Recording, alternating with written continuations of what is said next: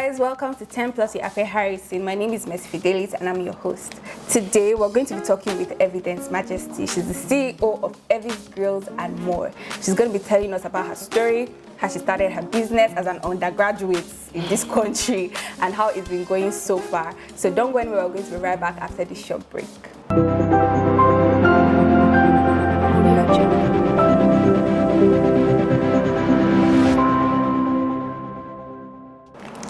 Hi guys, welcome back to 10 Plus with Apeh Harrison. Like I said before the break, we have with us Evidence Majesty. I'll call her Evie because she's my friend.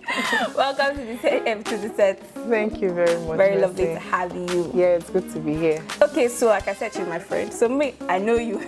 But for our guests, for our viewers rather, they don't know who Evidence is or what she does. So can you tell us who is Evidence Majesty? What do you do? And how did you meet Purple Foundation? Okay, my name is Evidence Majesty. Like she said, CEO Evis Grills and More. So we're into roasted fish, barbecue, with your chips and salad, that kind of thing. So I'm a graduate of History and Diplomacy from University of Abuja. Okay, so I graduated last year. 2021, yeah. So how did you meet Purple Foundation? Okay, Purple Foundation. I met Purple Foundation in 2016. So from my sister, she attended the program that Architect Apeh came to do in University of Abuja. Then after the program, she kept talking, Architect Apeh, mentorship, this one. She was telling me some of the stuff that they taught. I said, hey, are we going to hear what in this house? So I was like, okay, let me know this person, let me meet him. I started following him up on Instagram, YouTube and all. Then we had a physical meeting. So that's since 2016, that should be around 6 years now. Yeah, 6 years. That's amazing. Very important question. How did you migrate into the fish business? Because, I mean, everybody's trying to do business right now. People are trying to get something. Nobody's waiting for the country again. But how did you migrate into fish business? It's not what a regular Nigerian youth will think about. People are thinking about selling bags and shoes, selling hair. So tell us, how did you migrate to the fish business? Okay, how the fish business came about is I started during COVID. Okay. So that was 2020, and I needed to do something that was food related because that was the only thing selling at that period. Sure. People were not buying clothes because they were never going anywhere, and they were not buying shoes. So I needed something. I think the only things that were selling at that time was food and transport. So I just thought face masks. Face masks. So I just thought I should just do something that people can patronize. During that COVID period, people only had time to stroll and jog. And so I just thought, let's do something that when they are strolling, they can just pick up and then take back home, and their day will not be boring. So that was it majorly. So do you have any passion for it, or was it born out of necessity? Passion for fish business, no.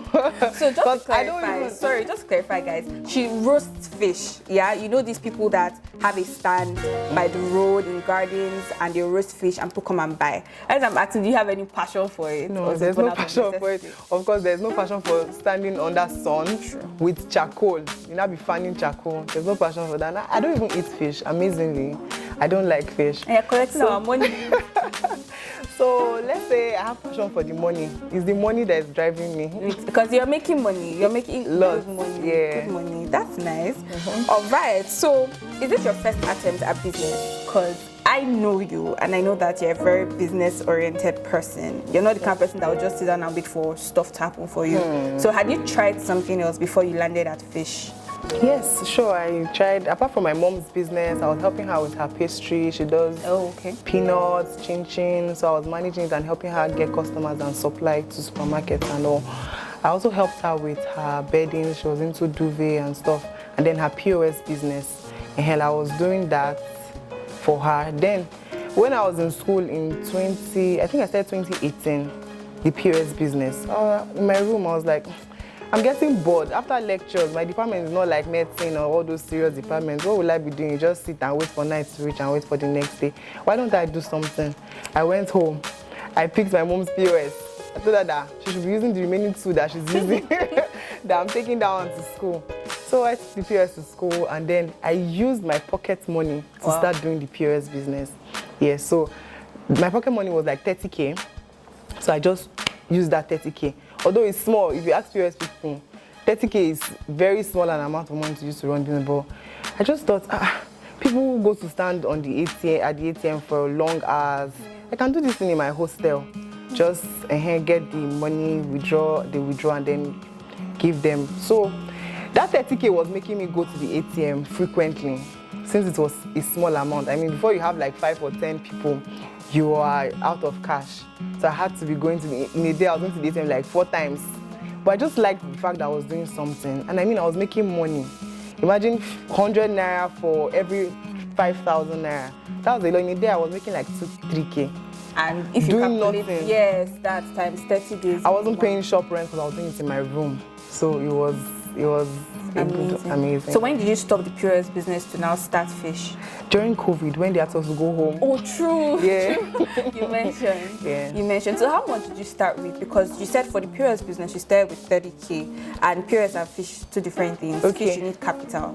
How much did you start with? For my Fish business, I used like 50K. Oh, really? Yeah. I used 50 because I started in front of my house, so I didn't need to rent a shop. It was COVID, remember, so you can't even go so far away. So I started in front of my house. I just got a grill. I got a second-hand grill. Don't tell anybody. I got a second-hand grill for around 15K. Okay. So I got the grill then. It still does the work, so. Exactly.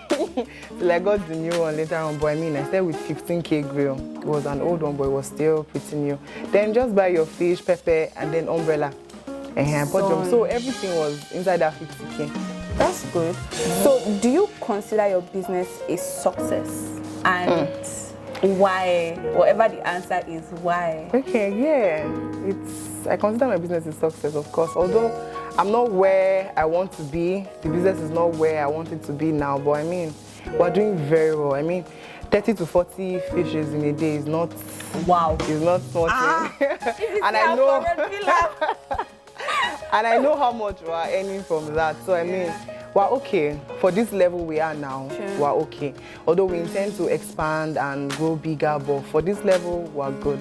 So you're a university graduate. You said that you went to Uni Abuja, you started in school, you finished, you kept doing it. Do you plan on ever practicing what you studied, or it's business for you? It's business, so it's business. That 9 to 5 thing, that 9 to 5 is not my thing at all. It's a nightmare. I'm serving now and I know what it means to go and sit down in the office from morning till evening, and then, I mean, it feels like I've wasted the whole day. True. Or the whole day is somebody else's own. Like, you don't have yourself, you don't have your free time, you have to be waiting for instructions. And I might decide to do masters later, but I mean, it's not for the work, as I just need a say she get masters. That makes sense. That actually makes sense. 9 to 5 is not for everybody. Business is not for everybody too. So pick the one that works for you. So we are like in the same peer group. Okay. So I want to ask. This is me to you now. How was it for you? Because, like I said, most people in our peer group won't go and set up a stand to start grilling fish.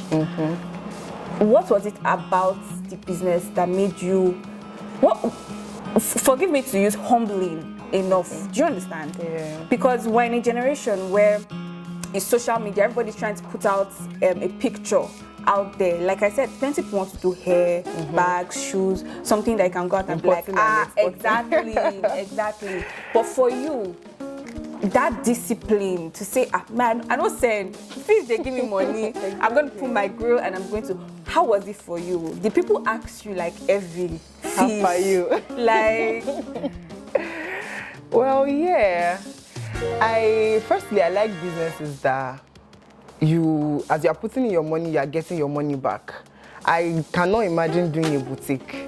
I cannot stock money, you put like 1 million naira down. In a day, you might not sell anything. No. I like if you buy 30K fish, you're making your money that day. You're seeing your money in your hand. So that was why I chose that business. I know that there's money in food business. There is. It might be dirty, it might be messy, but there's a lot of money in food business. And see, she's a babe who see her on the road now and think that, she's even the one that tell people that I'm a fish seller, because she doesn't even look it. When it's time to work, she goes down to work. Exactly. And then when it's time to slay, she's out to slay. So what are the biggest challenges you say you faced in the business?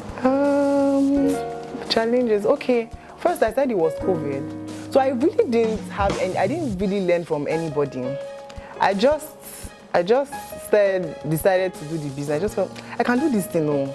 I saw it, and some people were gathering one leader. I can do this thing, and I went home. I was like, I'm doing this business.